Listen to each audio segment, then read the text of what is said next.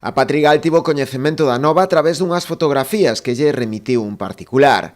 Trátase dunha actuación que se está a cometer na zona para mellorar a accesibilidade ata o petróglifo da Pedra das Cabras. Estamos nun momento no que tiñamos que intentar non facer obras, digamos, urbanas, de tipo urbano, nin contornos naturais. É dicir, non é necesario chegar a facer unha senda, un camiño para chegar a un petróglifo como a Pedra das Cabras, que é o máis senlleiro de todo o Barbanza para min, e que fun varias veces como se foi toda a vida, é dicir, camiñando por os camiños que se van facendo a andar, como decía Antonio Machado.